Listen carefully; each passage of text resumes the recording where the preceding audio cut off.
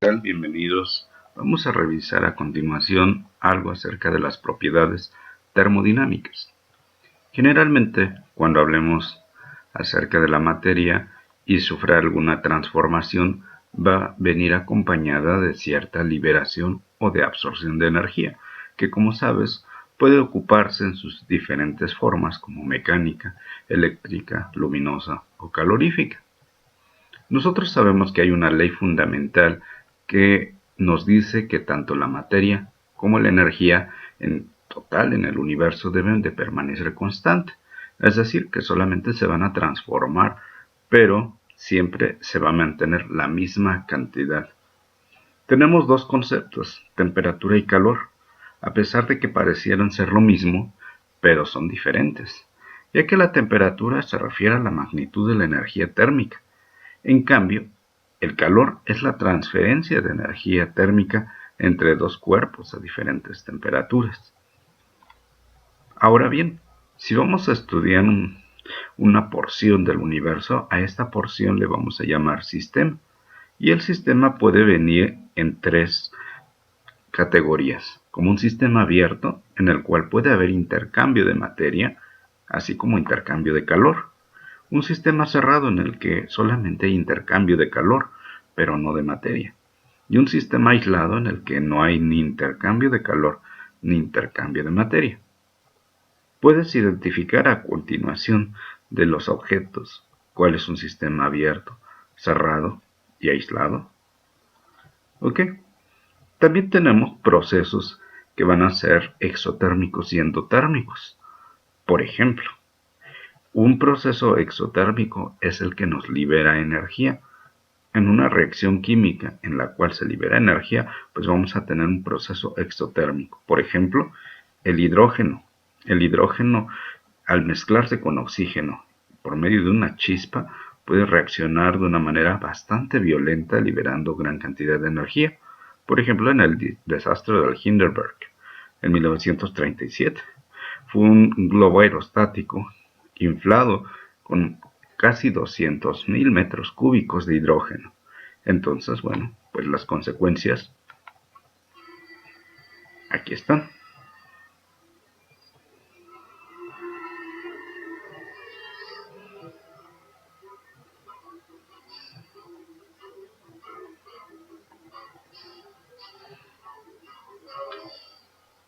Fueron fatales las consecuencias.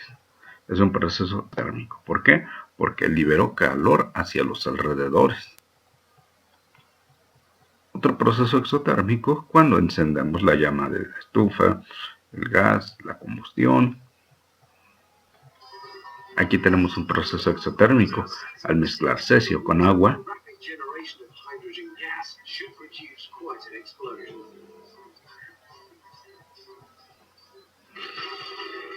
la explosión es colosal, capaz inclusive con 2 gramos de cesio para una tina de agua capaz de romperla. Se libera bastante energía.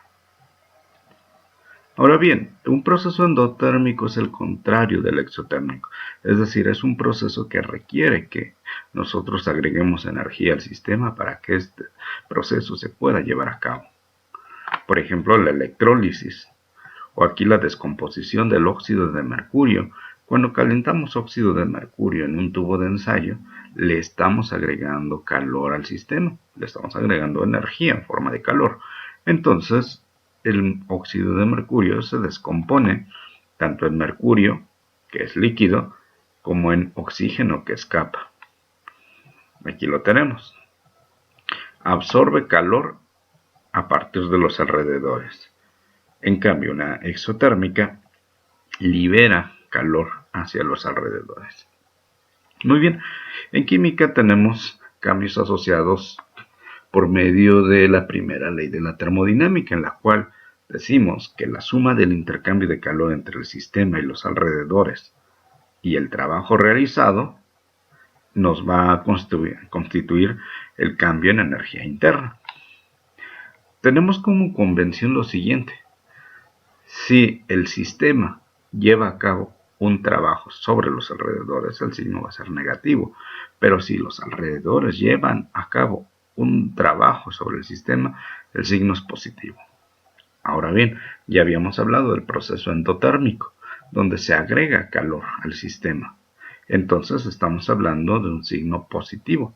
Pero si el sistema libera calor, entonces quiere decir que lo pierde, aquí el signo será negativo o Q es menor a 0. Sabemos que el trabajo pues es la fuerza por la distancia. Entonces tenemos trabajo tanto mecánico como trabajo eléctrico. El trabajo, por ejemplo, nos permite que haya la comprensión y expansión de nuestros alvéolos pulmonares para el intercambio gaseoso. También permite el movimiento de un automóvil a partir de la compresión y expansión de un pistón, por ejemplo. Y nosotros pues el trabajo lo tenemos representado por la ecuación menos P delta V, donde delta V viene siendo el cambio en volumen, volumen final menos volumen inicial. Y la presión, bueno, mientras estamos en la presión atmosférica, bueno, vamos a tener que sería de una atmósfera. Y la equivalencia, 1 litro de atmósfera, es igual a 101.3 joules. Ahora bien, el calor. El calor, bueno, no es una función de estado, pero es un componente de la energía interna. Aquí, por ejemplo, si nosotros en esta cantidad de agua agregáramos 4184 joules, veríamos que 100 gramos de agua pueden pasar de 20 a 30 grados Celsius. De aquí viene el concepto de caloría. La caloría es la cantidad de energía que debo de agregar, es decir, el trabajo que debo de agregar a una muestra de agua para aumentar 1 grado Celsius su temperatura. Esto equivale a una caloría. Aquí, por ejemplo, estamos pasando de 14.5 a 15.5 grados Celsius. Ahora bien, el joule lo habíamos definido como newton metro, pero si recuerdas, un newton es kilogramo por metro sobre segundo al cuadrado, y al multiplicarlo por metro, se convierte en kilogramo metro cuadrado sobre segundo cuadrado. A eso equivale un joule. Y la caloría, pues una caloría equivale a 4.184 joules. Vamos a hablar acerca de la entalpía. ¿A qué se refiere la entalpía?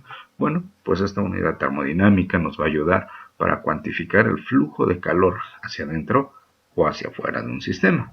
Recordarás proceso exotérmico, que es el que libera calor. Entonces vamos a tener un cambio en entalpía negativo, menor a 0. Y cuando tengamos un cambio de entalpía mayor a 0, hablamos de un proceso endotérmico. Podremos darnos cuenta que en el proceso exotérmico los productos tienen menor energía que los reactivos, porque la energía se ha liberado hacia los alrededores.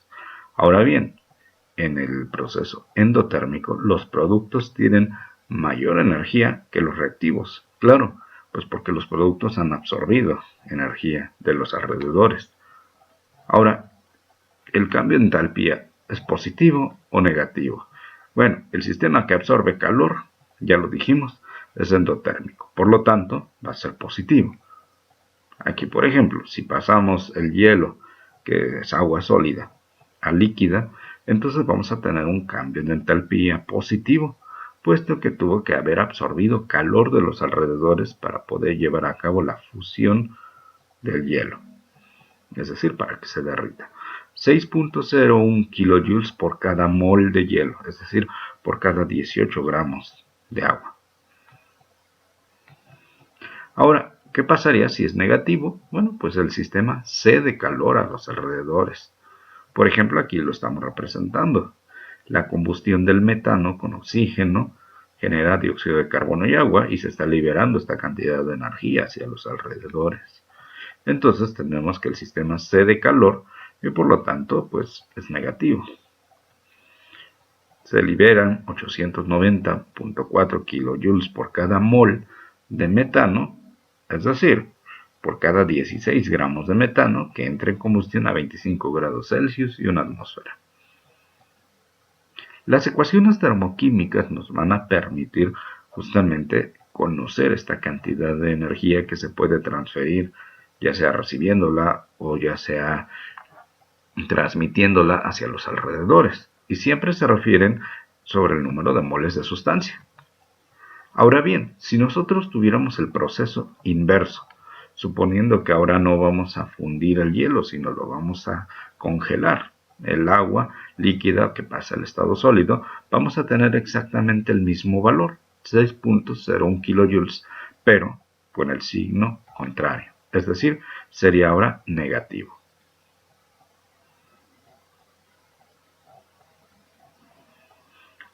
Si multiplicamos ambos lados de la ecuación por un factor n, entonces por ese mismo factor debe de cambiar. ¿A qué se va a referir ese factor n? Pues se va a referir al coeficiente estequiométrico que yo tenga en la reacción.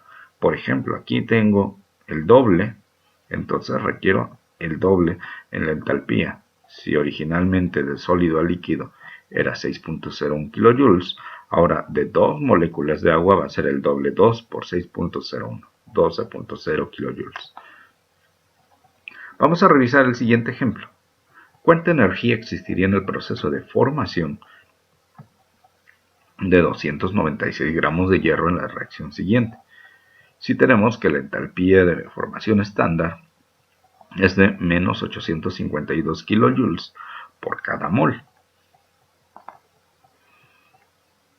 En este caso, tenemos especificado para 2 moles de hierro 852 kilojoules. Ahora bien, lo que necesitamos es convertir 296 gramos de hierro a moles para poder compararlos. Para ello, ocupamos la masa atómica y entonces son 5.33 moles. Ahora bien, de acuerdo a la estequiometría de la reacción, hemos visto que 852 kilojoules por cada 2 moles de hierro. Entonces, 852 kilojoules sobre 2 moles, cancelando moles, nos quedan 2270 kilojoules. Esa es la energía necesaria. En las ecuaciones termoquímicas, como ya hemos visto, es importante especificar el estado físico de reactivos como de productos, puesto que el no hacerlo nos va a generar confusión y no podremos definir exactamente lo que sucede. Aquí, por ejemplo, el paso de sólido a líquido requiere 6.01 kilojoules. Quizás no es tanto, pero sin embargo, vaporizar las moléculas de agua de estado líquido a gaseoso requieren 44 kilojoules, es decir, 8 veces más. Debido a que no hay forma de medir el valor absoluto de la entalpía, debemos de medir el cambio de entalpía para cada reacción que nos interese. Por eso es que vemos como delta. Y también tenemos para comparación las entalpías estándar de formación, que estas, se han asignado de una manera arbitraria, pero siguiendo ciertas convenciones. La entalpía estándar de formación, delta H, subíndice F y superíndice 0, es el cambio que resulta cuando un mol de componente es formado a partir de sus elementos a una presión de una atmósfera. Es decir, aquí requerimos una reacción de formación de los elementos para dar origen al compuesto. Ahora, si vamos a hablar de oxígeno, que es decir, de una molécula diatómica, pues vale 0. El grafito vale 0. El ozono, pues ya tiene un valor de 142 kilojoules sobre mol, así como el diamante. Estos valores los tenemos en tablas, como aquí por ejemplo, pues ya aparecen reportados. Date cuenta que para los elementos que son monoatómicos o diatómicos, el valor es de 0. La entalpía estándar de reacción es la entalpía que ocurre a una atmósfera, y nosotros la podemos calcular mediante la resta de la sumatoria de las entalpías de formación de productos menos las entalpías de formación de los reactivos, aquí donde N y M se refieren al número de moles. La ley de Hess, es muy útil cuando los reactivos se convierten a productos. El cambio de entalpía es la misma si la reacción toma lugar en un solo paso, a que si fuera en una serie de pasos. Por medio de la ley de Hess yo voy cancelando el producto y el reactivo que obtenga en ambos lados de la ecuación, como veremos posteriormente. Vamos a ver este ejemplo. Vamos a determinar la entalpía para esta reacción. Aquí tenemos nuestros valores de referencia. Sin estos valores, no vamos a poder resolver el ejercicio. Así que, si nosotros recordamos, la entalpía de la reacción va a ser la sumatoria de las entalpías de formación de los productos menos la sumatoria de la entalpía de formación de los reactivos. En este caso, vamos a identificar cuáles son productos y cuáles son reactivos. Lo que tengo en el recuadro rojo son los productos, es decir, lo que se produce después de que los reactivos que están en azul se han combinado. Ahora bien, para hacer esto necesito la sumatoria de los productos. En este caso de los productos, lo que está en rojo es el hidróxido de magnesio. Buscamos el hidróxido de magnesio, es menos 924.5, más cloruro de sodio. El cloruro de sodio es menos 407.3, pero, y considerando que es acuoso, pero además vemos que tiene un coeficiente 2, así que por ello se ha multiplicado aquí por 2. En el caso del hidróxido de magnesio, puesto que su coeficiente es 1, no hay necesidad de multiplicar. Y bueno, se obtiene la suma. Ahora bien, se va a restar también con la sumatoria de las entalpías estándar de formación de los reactivos.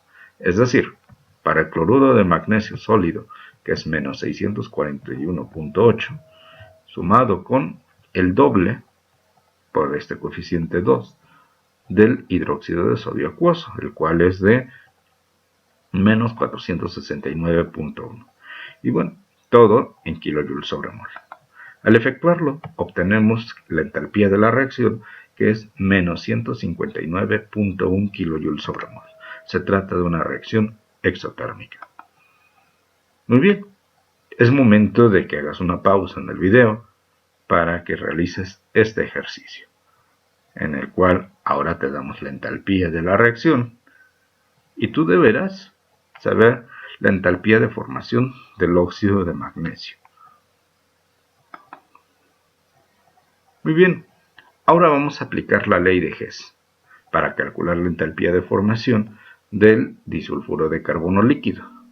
Aquí se te proporcionan algunas entalpías de reacciones. Por ejemplo, para la formación de CO2 a partir de grafito y oxígeno, para la formación de dióxido de azufre a partir de azufre rómbico y oxígeno, así como la entalpía de la reacción en la cual el disulfuro de carbono reacciona con oxígeno para generar CO2 y dióxido de azufre. ¿Qué es lo que vamos a hacer? Bueno, tenemos que escribir la reacción de entalpía para la formación de disulfuro de carbono, porque es lo que nos piden, formación. Entonces, el disulfuro de carbono pues es nuestro producto, lo que estamos esperando obtener. ¿A partir de dónde? Bueno, pues vemos que aquí tenemos grafito y tenemos azufre. Ahora bien, la ecuación balanceada implica 2 átomos de azufre. Correcto. Sin embargo, aquí podemos observar, pues tenemos grafito, azufre rómbico y el disulfuro de carbono que no está en reactivos. Ahora tendrá que aparecer en productos. ¿Qué vamos a hacer? Vamos a sumar las reacciones para obtener la reacción deseada. La de carbono grafito, la del azufre rómbico, recordando que hemos colocado un 2 y por lo tanto este 2 altera a toda la ecuación. Es decir, 2 azufres, 2 oxígenos, 2 dióxido de azufre, y al valor de la entalpía lo tendremos que multiplicar por 2. Y hemos invertido la ecuación. Recordarás que el disulfuro de carbono y el oxígeno estaban del lado de reactivos y el CO2 y el dióxido de azufre estaba del lado de productos. Así que al invertirlo, este signo ha cambiado. Regresamos para que puedas comparar. El signo ha cambiado y aquí hemos multiplicado por 2 y obviamente este valor por 2. Ahora ya que lo tenemos hay que sumar. Y nos va a quedar lo siguiente. La suma de menos 393.5 más menos 296.1 por 2 más 1072, que nos da 86.3 kilojoules. Si tú te das cuenta, aquí tenemos 2 oxígenos más 1, serían 3 oxígenos. Esos 3 oxígenos se pueden cancelar con estos 3 oxígenos, porque aparecen 3 oxígenos en reactivos y 3 oxígenos en productos. Ahora bien, tenemos un dióxido de carbono en reactivos, uno en productos, pueden cancelarse. 2 dióxido de azufre y 2 dióxido de azufre, por lo tanto se pueden cancelar y nos ha quedado únicamente lo que queremos de nuestra ecuación: carbono grafito, 2 azufres rómbicos y una molécula de disulfuro de carbono líquida. Esto es aplicar la ley de Hess. Aquí te mostramos un ejemplo de la ley de Hess que puedes revisar en el libro de Chang, donde tenemos carbono grafito más media molécula de oxígeno gaseoso para generar monóxido de carbono. A partir de los siguientes datos, donde tenemos carbono grafito y oxígeno, que nos da CO2, así como tenemos hidrógeno y oxígeno para la formación de agua, y tenemos etano que reacciona con oxígeno para generar CO2, nos piden calcular el cambio de entalpía para esta reacción, donde vamos a tener 2 moléculas de grafito, 3 de hidrógeno y generar etano. Nos están dando la respuesta, quiere decir que lo tendremos que comprobar. Bueno, aquí tenemos las ecuaciones con sus respectivos entalpías de reacción. Sin embargo, nos damos cuenta pues de que tenemos aquí un solo etano y aquí hay 2. Entonces tendremos que multiplicar por 1/2 para que 2 por 1/2 me den 2/2, que sea igual a 1. Pero este 1/2 tendrá que afectar forzosamente a todos los coeficientes de la ecuación. Entonces, pues tendré en este caso que multiplicar por 1/2 el valor de 3119.6. Ahora, date cuenta que en este caso de esta ecuación, originalmente estaba invertido, es decir, estaba en forma negativa. Pero como ahora hemos pasado los productos a reactivos y los reactivos a productos, el signo se debió cambiar. Muy bien. Pero también te das cuenta que aparecen 2 átomos de grafito, pues ahora hay que multiplicar esto por 2. Y tenemos 3 moléculas de hidrógeno. Aquí solamente tengo una, por lo tanto, tenemos que multiplicar por 3. Ahora bien, con eso ya podemos llevar a cabo las cancelaciones adecuadas. Vamos a ver cómo nos quedaron las operaciones. 2 de grafito, aquí ya está multiplicado el valor por 2. 3, aquí ya tenemos el valor multiplicado por 3. Aquí ya tenemos el valor dividido entre 2. Y podemos darnos cuenta que la suma de todas estas cantidades nos da efectivamente menos 84.6. Si nosotros revisamos, pudiéramos cancelar. Vamos a hacerlo aquí.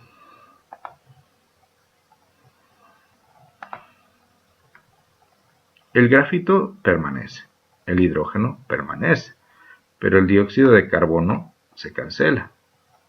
Y son 2 contra 2.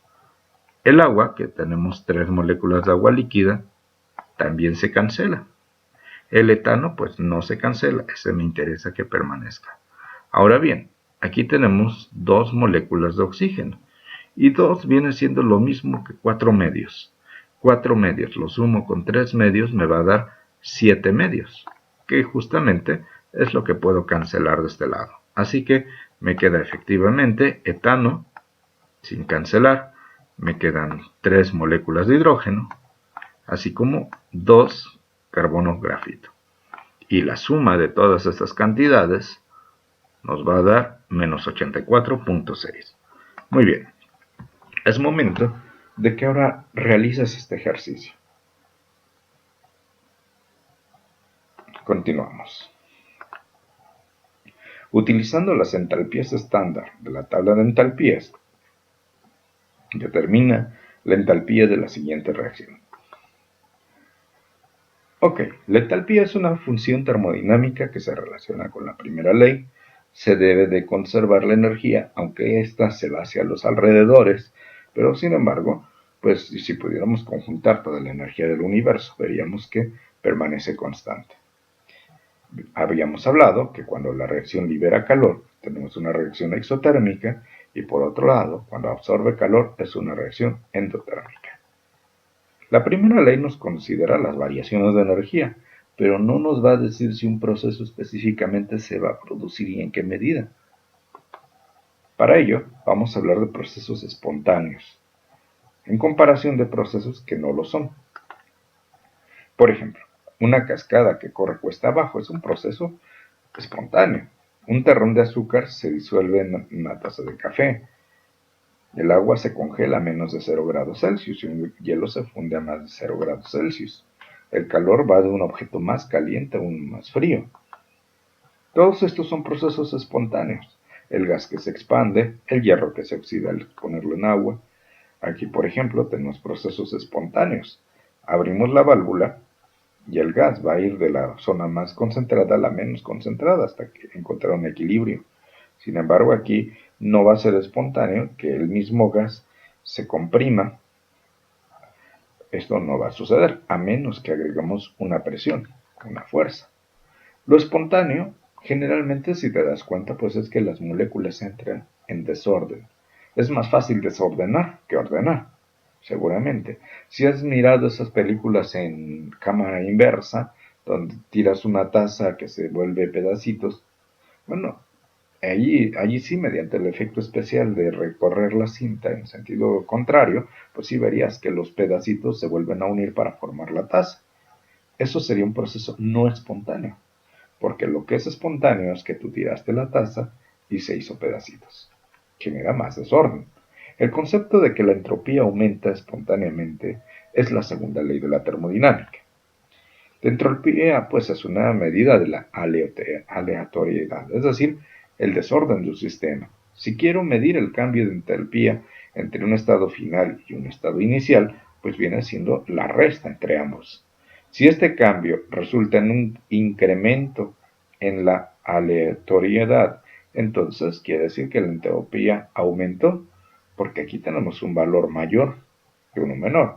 Un valor mayor menos uno menor, pues siempre nos va a dar un valor positivo, y aquí lo tenemos. Por ejemplo, una sustancia, el estado sólido, es más ordenado que el estado líquido, y el líquido a su vez más ordenado que el estado gaseoso. Podemos aquí observar que si pasamos de sólido a líquido, pues la entropía va a aumentar, porque aumentamos el desorden. ¿Cómo cambia la entropía para cada uno de los siguientes procesos? Si vamos de vapor a agua, pues la aleatoriedad disminuye, por lo tanto la entropía también disminuye. Formación de cristales de sacarosa en una solución sobresaturada. Bueno, pues la aleatoriedad disminuye y la entropía nuevamente disminuye. Aumentar la temperatura del gas hidrógeno de 60 a 80 grados Celsius, pues la aleatoriedad aumenta. Ahora sí, estamos aumentando porque estamos agregando temperatura, aumenta la energía cinética de las moléculas y por lo tanto el movimiento hace que la entropía aumente. Sublimar hielo seco. Cuando vamos de estado sólido a gaseoso, entonces la entropía pues va a aumentar.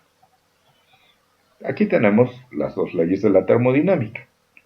La primera hablábamos de la energía que se mantiene, no se crea ni se destruye, pero la segunda ley de la termodinámica me dice que la entropía del universo aumenta en un proceso espontáneo y se mantiene en un proceso en equilibrio. Aquí, de manera similar a la entalpía, se puede calcular el cambio de entropía en una reacción, con la suma de las entropías en productos menos la suma de las entropías en reactivos. Por ejemplo, ¿cuál es el cambio de entropía estándar para la siguiente reacción a 25 grados Celsius?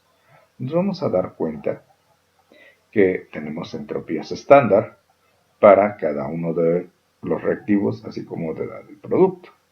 Entonces lo que tendremos que hacer, obedeciendo a la ecuación ya planteada, sería la de los productos menos la suma de los reactivos, considerando los coeficientes, por supuesto. Si aquí tenemos 2, habrá que multiplicar por 2 la entropía estándar del dióxido de carbono, menos ahora la suma de los reactivos.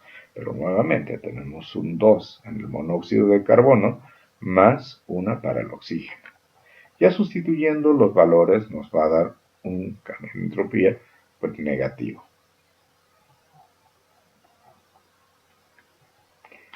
Los cambios de entropía en un sistema.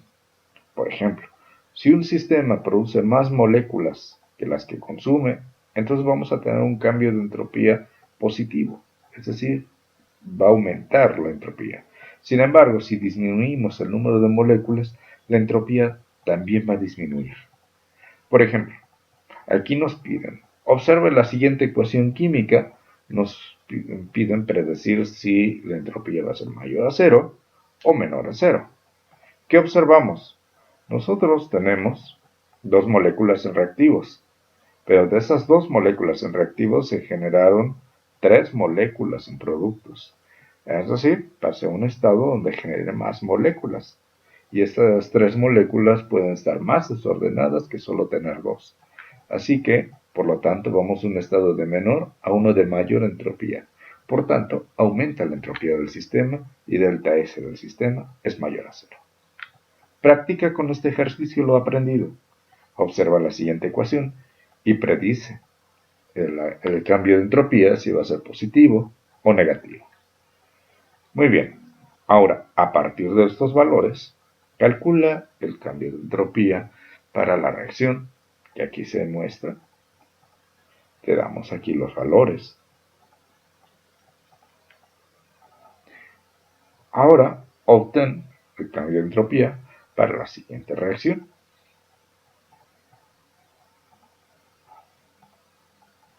Muy bien, pues hasta aquí hemos llegado con esta explicación, esperando que haya quedado muy claro cualquiera de estos conceptos y si no, te invito a volver a ver el video. Hasta pronto.